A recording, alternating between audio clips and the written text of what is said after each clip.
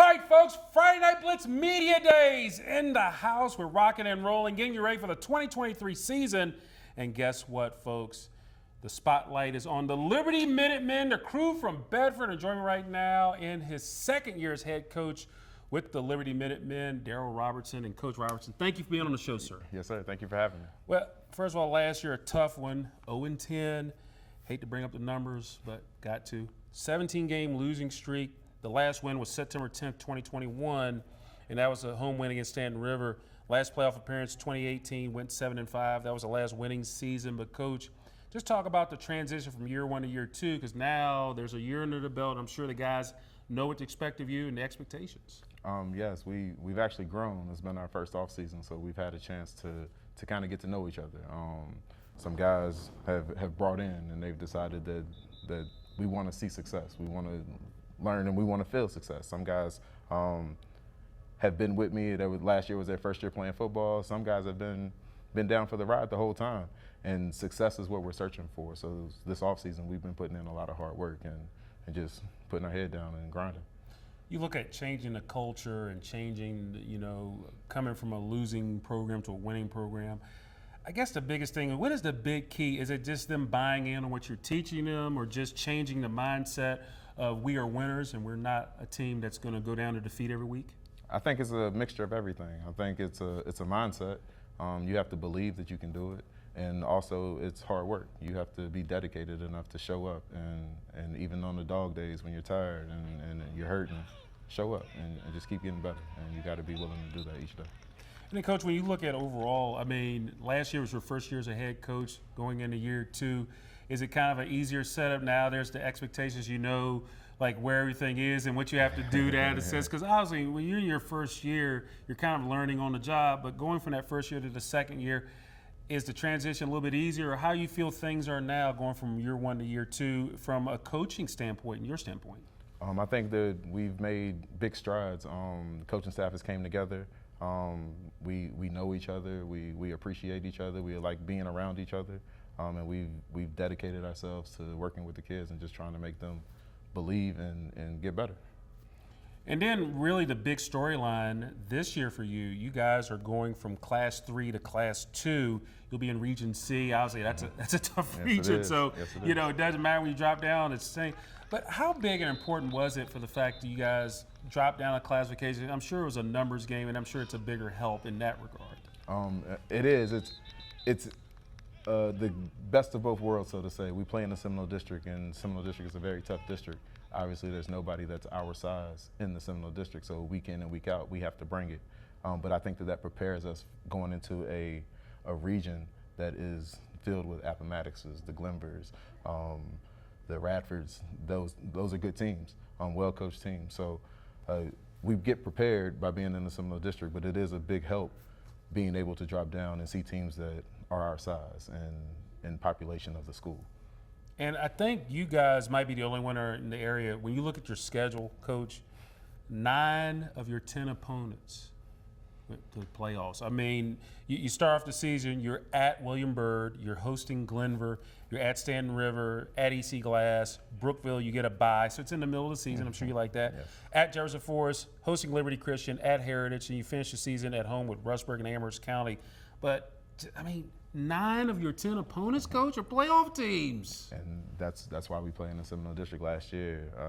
We were the only team that didn't make the playoffs, and that's a growing chip that's on our shoulder. So that makes us better. We get to play against solid competition, and we know what the bar is. The district sets the bar, and that's what we're striving to be. Here's the biggest thing that I noticed when I went to your practice last year, senior as a first-year coach. I felt that the guys were looking at you, and I know, Coach Watts did a great job. He was your coach. Yes, sir. And maybe sometimes you need a new voice, maybe someone, a different thing. And I'm sure that's big on you, because it seems like to me the guys are buying in and they're loving what you're bringing to the table, because it looks like you still could get after it even with the guys. You're not too far from their age. So I tore my Achilles, so I slowed down a little bit. But I think that knowing Coach Watts, I love Coach Watts to death, but I know that me and him have a different energy. And not that his energy was bad. I'm just, when he started coaching me, I'm at that point. So his energy was a lot different when he first started than at the end of his career coaching at Liberty High School. I'm that upbeat energy. And I think the kids do feed off of my energy, and my other coaches they bring energy to the table too. So I think the kids have brought into the energy that we do bring, and they see the dedication that we have, and that has bled into them. Who are some of the guys we should have our eyes on, the spotlight guys on your team this year, sir? Trey Foxx is a wide receiver, running back, linebacker. He's worked real hard this offseason. Ben Elder, he's a wide receiver in the corner. He's worked real hard this offseason. Mason Davidson, he's another guy. He's a quarterback. He'll be coming back for a sophomore year this year. He's been working real hard. In the trenches, we have been working real hard. We got Jaden Simmons, who he'll be on the line somewhere. And he has worked and changed his body around that hopefully he can have some success to show how hard he's worked.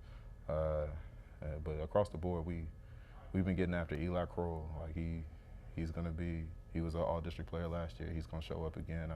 I see it. He works real hard. So everybody, we've been working real hard, and hopefully it'll pay off.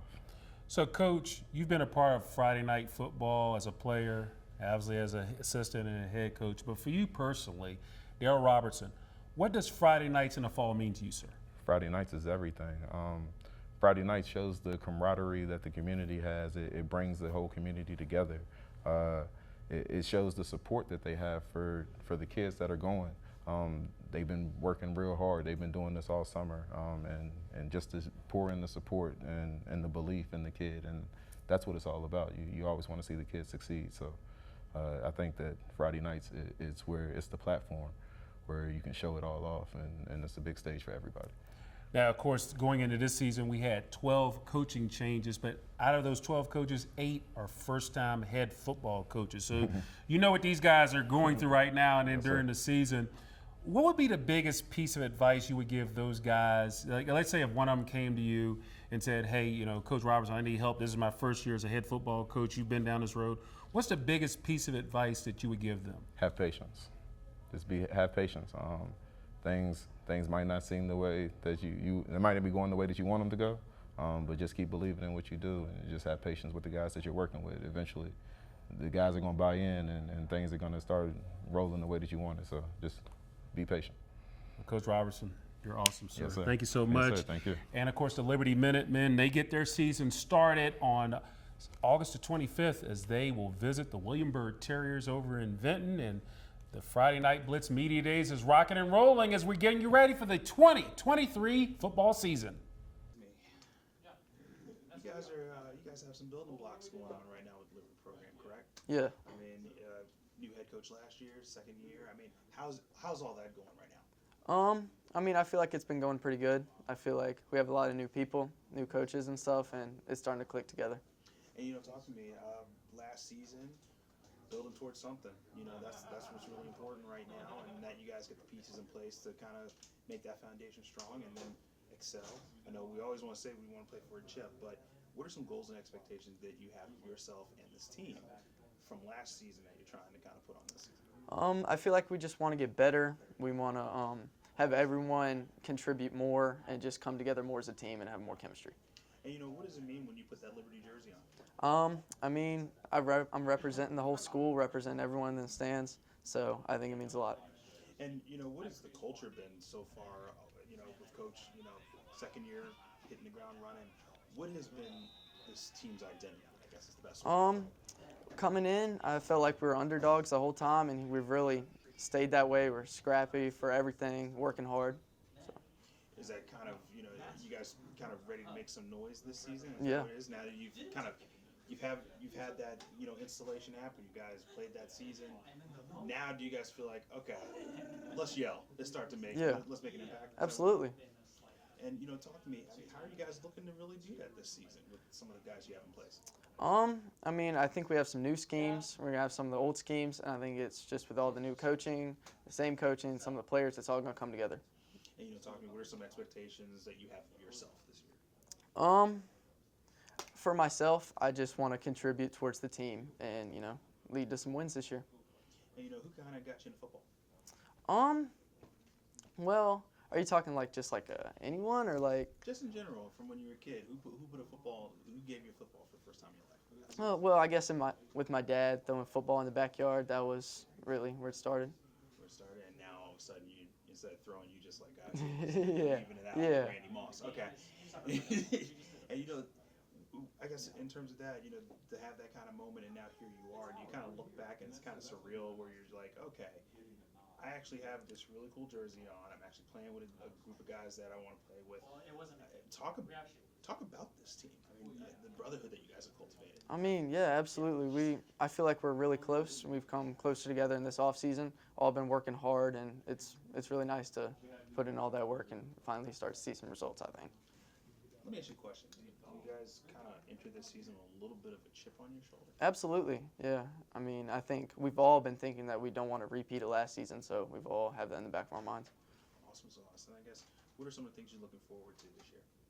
Oh, man, I think I'm just looking forward to finally get that win, come home, go back in the locker room, just feel nice, And, what year, you're going into what year? My senior year, yes, sir.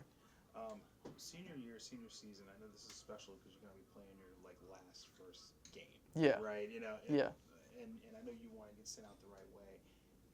Is it still kind of surreal that you're at this moment that the 4 years have kind of gone by or something like that? It really is. It feels like it's went by really fast, and, it seemed like it'd be forever, but 4 years have gone by. It's been really quick. How excited are you to kind of take that next step and, do what you got to do this season and get that underway? Oh, I'm super excited. I'm ready. Really nice. We got anything else for me? No, sir. Quick question, though. Why the number 4? Number 4? I wanted a single digit, but then I started watching, and I was like, I like Dalvin Cook, so, I watched some Dalvin Cook highlights, stuff like that. So, yeah. I like that. All right, well, talk to me. Junior year. It's kind of, you have a certain amount of authority almost towards what the seniors have, but you also have this kind of responsibility as well, where you have to kind of coach up some of these younger guys. How have you been doing that? I feel like my leadership on the field and continuing my responsibilities, make sure I'm going throughout the plays right and correctly. I feel like that shows my leadership.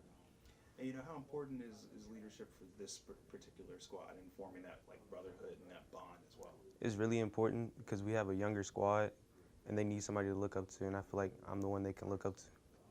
And I mean, how have you had to kind of get on some of the younger guys and be like I need you at this workout today?